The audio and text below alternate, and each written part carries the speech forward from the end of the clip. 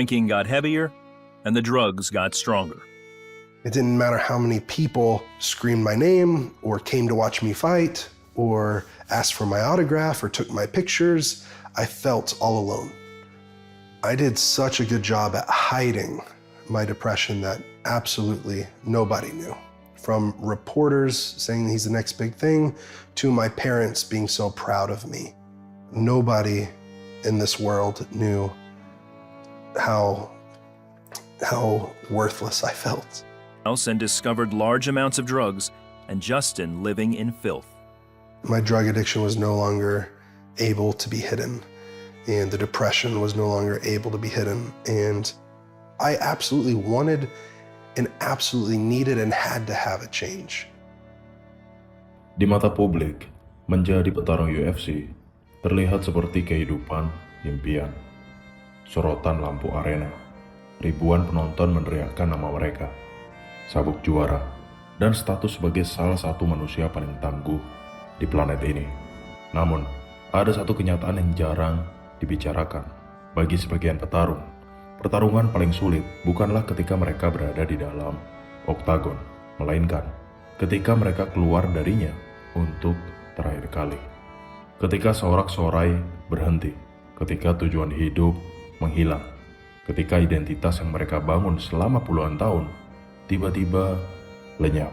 Hari ini kita akan membahas sisi gelap dunia MMA profesional, tentang depresi, kehilangan tujuan hidup, kerusakan otak akibat benturan berulang, hingga beberapa kasus petarung UFC yang terseret masalah hukum ketika mencoba menghadapi kehidupan setelah pertarungan berakhir. Dan mungkin setelah video ini kita akan melihat para petarung dengan cara yang berbeda.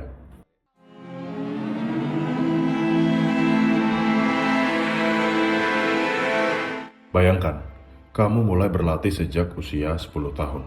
Setiap hari, hidupmu memiliki tujuan yang jelas. Bangun pagi, latihan, makan, istirahat, latihan lagi, bertarung, menang, naik peringkat, dan mengejar sabuk juara.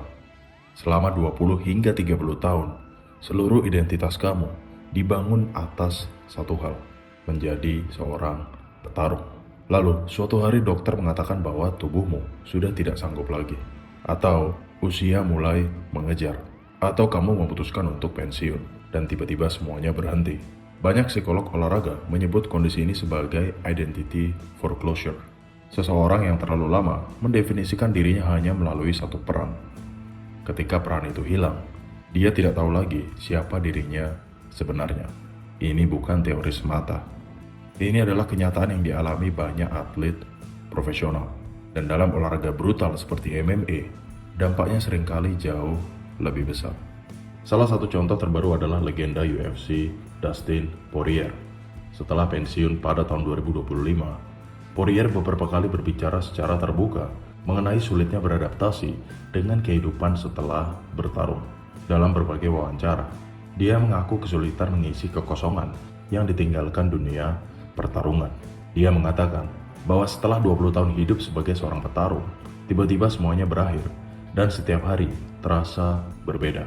Pada Juni tahun 2026, Poirier ditangkap atas dugaan mabuk di tempat umum di Atlanta. Setelah insiden tersebut, dia mengeluarkan pernyataan yang sangat jujur. Dia mengaku sedang berjuang menghadapi masa pensiun dan menyadari bahwa dirinya membutuhkan bantuan. Dia juga mengakui bahwa alkohol mulai menjadi masalah dalam hidupnya setelah karir bertarung berakhir. Bagi banyak penggemar, ini sangat mengejutkan. Karena selama bertahun-tahun, Poirier dikenal sebagai salah satu figur paling dihormati di dunia MMA. Tetapi justru itulah inti masalahnya. Depresi tidak selalu terlihat. Seringkali, orang yang terlihat kuat di luar sedang berperang melawan dirinya sendiri di dalam. Ada faktor lain yang membuat petarung MMA maupun tinju berbeda dari atlet olahraga lain, yaitu trauma kepala berulang. Kita sering berpikir kerusakan otak hanya terjadi ketika seorang petarung mengalami knockout. Namun penelitian menunjukkan bahwa pukulan kecil yang terjadi ribuan kali selama latihan maupun pertandingan juga dapat memberikan dampak jangka panjang terhadap fungsi otak dan kesehatan mental. Salah satu kasus yang cukup terkenal adalah mantan petarung UFC Spencer Fisher. Fisher mengungkapkan bahwa setelah bertahun-tahun bertarung, dia mengalami gejala yang mirip dengan CTE. Dia mengalami gangguan memori, kesulitan berkonsentrasi, depresi, kecemasan, dan berbagai masalah neurologis lainnya. Yang menarik, Fisher bahkan tidak memiliki banyak kekalahan knockout sepanjang karirnya. Ini menunjukkan bahwa kerusakan otak tidak selalu datang dari satu pukulan yang besar, tetapi bisa berasal dari akumulasi ribuan benturan kecil selama bertahun-tahun. Penelitian terhadap petarung profesional juga menemukan hubungan antara karir bertarung jangka panjang dengan perubahan struktur otak, gangguan kognitif, impulsivitas, dan masalah neuropsikiatri lainnya. Dalam beberapa dekade terakhir, dunia MMA telah menyaksikan sejumlah petarung elit yang terseret masalah hukum. Tentu saja tidak semua kasus bisa disederhanakan menjadi depresi atau gangguan kesehatan mental. Namun, banyak ahli percaya bahwa kombinasi trauma kepala, tekanan hidup, penyalahgunaan zat, dan kesulitan beradaptasi setelah karir olahraga dapat menjadi faktor yang memperburuk keadaan. Contoh paling terkenal adalah Jon Jones. Sepanjang karirnya, mulai dari kasus tabrak lari, pelanggaran lalu lintas, hingga berbagai kontroversi lainnya. Kemudian ada War Machine, yang akhirnya dipenjara akibat kasus kekerasan berat yang menggemparkan dunia MMA. Ada pula kasus-kasus mantan petarung yang mengalami penyalahgunaan alkohol, narko, hingga gangguan mental serius setelah karir mereka meredup. Penting untuk dipahami bahwa setiap kasus memiliki penyebab yang berbeda-beda. Namun, pola yang sering muncul tetap sama. Ketika identitas seorang petarung runtuh, ketika tubuh mulai rusak, dan ketika tujuan hidup menghilang, dan ketika dukungan psikologis tidak tersedia, resiko munculnya perilaku destruktif menjadi jauh lebih besar.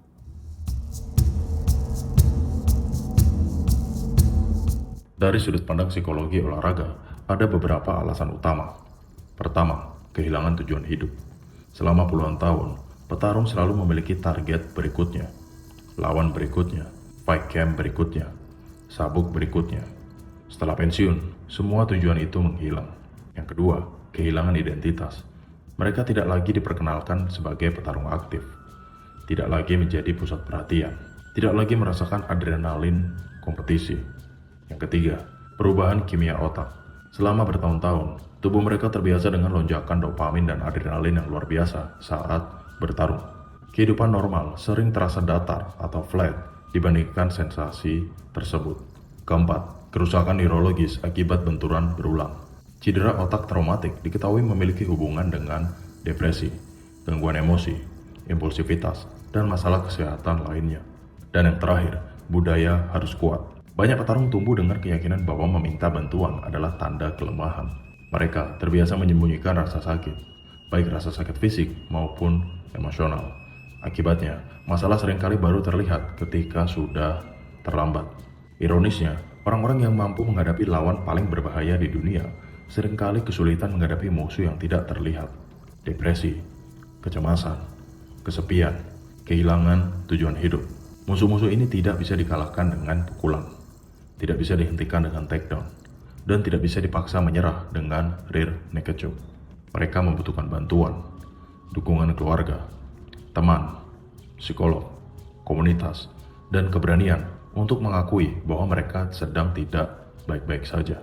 Ketika kita melihat berita seorang petarung ditangkap, atau ketika kita melihat legenda yang dulu dielu-elukan kini berjuang melawan hidupnya sendiri, mungkin reaksi pertama kita adalah menghakimi. Tetapi, mungkin kita perlu melihat lebih dalam. Karena, selama bertahun-tahun, mereka telah memberikan inspirasi maupun hiburan kepada kita.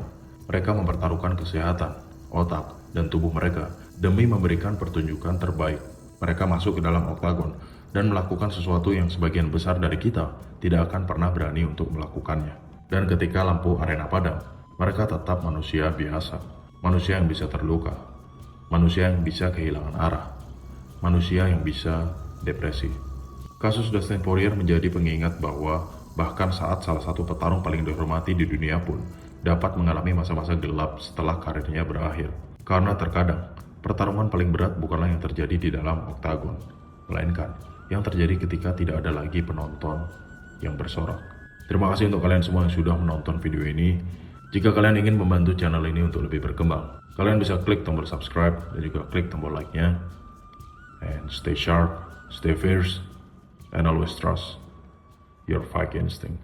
Like, yay! And then it was like, what's my purpose? Like, how do you deal with that sort of stuff? It's funny, like as you say, a lot of people just assume because I am very relaxed. Say after the fight, the energy kind of carries on for a little bit because people are still talking about it, and you still got interviews and stuff to do, so it carries a little bit.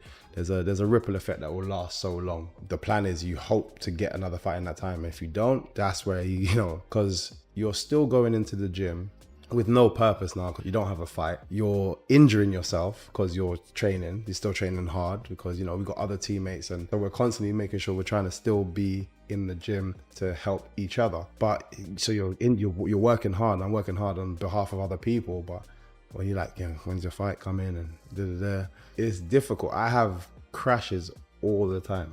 And when I say crashes, I mean like, I don't want to do this shit no more. This is nothing now. Like, why am I doing this? And you get irritated, you get angry, you get annoyed, frustrated. All of these kind of things get dark. It can get dark and get depressed. And it's in those moments, luckily enough, that I had those lessons without really realizing it, of perseverance. Looking at myself now, if I had stopped, MVP wouldn't exist. I always say people struggle to spend time with themselves, just by themselves, because that is when your demons are the loudest and people are scared to look in the mirror. And for me, we as human race do not self-reflect enough. And the reason we don't is because we don't like what we look at for a lot of the times.